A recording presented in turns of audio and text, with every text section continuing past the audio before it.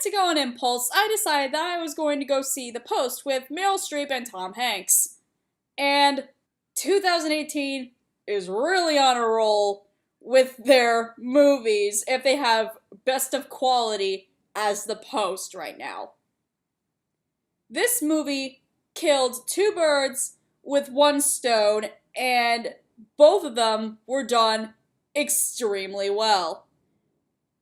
Of course, the first bird is the plot that we've been seeing in trailers and commercials on television, and that's basically the plot of how the newspaper is going to uncover the truths behind the Vietnam War.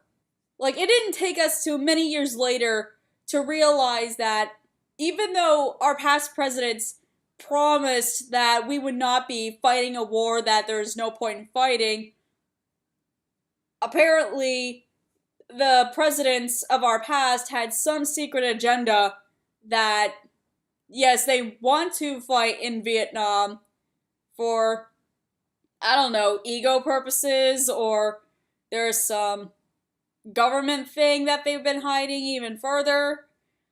But what makes it more interesting is that it's because of the Vietnam War that we almost lost the right of the press. Almost being the key word here.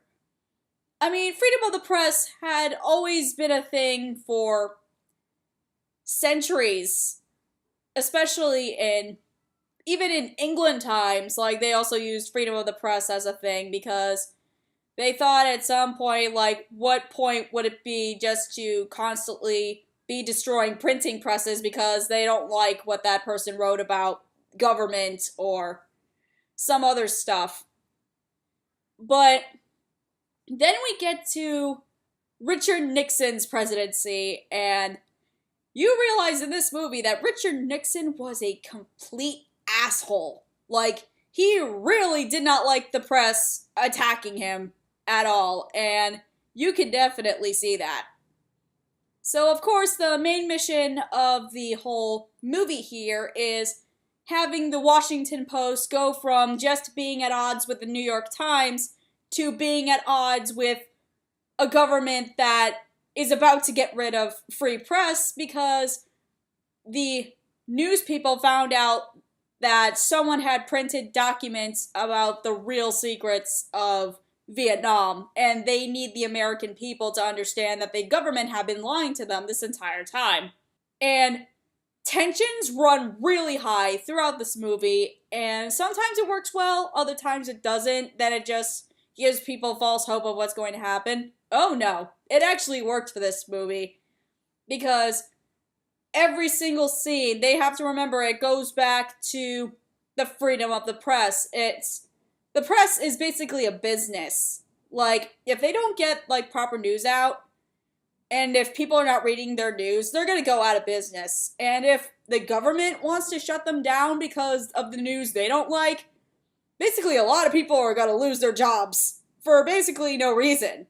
And then the second bird that I really, really want to talk about is how Meryl Streep portrays her character and how the world basically surrounds this one character. So Meryl Streep plays Katharine Graham, who is basically the editor-in-chief, and basically in charge of the whole entire Washington Post, because before her, it was her husband who committed suicide, and then Katharine had to take over, but then before her husband, it was her father. And I'm not sure if they said it was her father who actually found the Washington Post, but that's something that I need to research myself. But so now, Katharine's basically in charge, but she has this little entourage telling her what to do, because this was 1971. Back in those days, like, not a lot of women were basically in power of huge companies like the Washington Post. So they were pretty skeptical of how a woman can take charge of a company while big businesses have been run by men for hundreds of years. But what makes this the most interesting are the camera shots whenever Meryl Streep is going into a scene or whenever she's in a scene. Because there have been scenes where she's in the office and she's going to go into like the conference room of sorts, and then right when the doors open, it's just a whole flock of men, like middle-aged men, just hanging around the conference room, just talking, and the camera like pans around the room and you can see it's all men, and that just tells you this is a woman entering what's used to be an all men's world. And they've done this a couple times throughout the film so that Catherine's character development as not only just a female lead, but also a female lead in power, can reach from, oh, she's just the boss figure of our company, into, okay, she's the actual boss. You gotta shape up and listen to her, or else she's gonna fire you.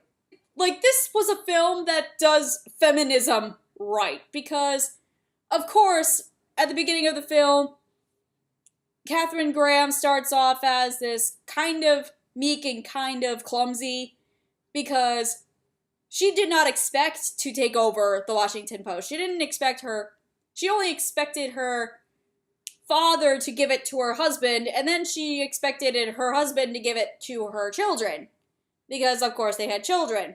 But unfortunately, because her husband died at such a young age and then the children were basically too young to take it over, Catherine had to step up to the plate and basically be the patriarch of the family and of the family business. And that really threw her off because, of course, she's not the youngest person. Like, she's not one of those people who originally thought, I can take care of this company with an iron fist. No, she expected, like, the men to do the job for her, but then when the time came that the company's asking her, do we print this secret information about the government, or do we not? That's the point when Catherine realizes that most of her life had been a lie because she had been friends with the people who've been keeping these secrets from the country. Like, of course she feels betrayed. She feels that, and she, like every other American, she feels she needs to know the truth. And the Americans need to know the truth. So eventually, she's like, you know what? F this. Have that sent to print because I want all of America to know that this is my company, this is my newspaper, this is the news that the Washington Capitol has been relying on for years, and we're going to defend the New York Times and what they did was right, and you are not going to destroy my company and anyone else because of your personal biases. And that's exactly what she does, and Meryl Streep did an extremely incredible job with this role. How she can go from just being quiet and sort of like this matriarch of parties and such because, oh, trust me, these people are rich. Like, they run a newspaper company. Like, they make bank doing this. She goes from, like, the house party, like, motherly woman to, I'm the effing boss here. You can't tell me what to do when especially our company is on the line and our stock market with the bank is on the line. This movie is just so powerful. Like, even though it's heavily dialogued with, like, the news jargon, because this movie does base around the journalism industry and the newspaper industry. You're gonna hear a lot of, like, newspaper jargon, like leads and all that good stuff. But if you really want a movie that tells a darker part of American history, especially with the fact that we almost lost freedom of the press because of a series of presidents who just wanted to keep Vietnam a secret, you really need to watch this film. Like, you will not be disappointed when you go watch this film. I'm Cait, and it's been real. Ciao!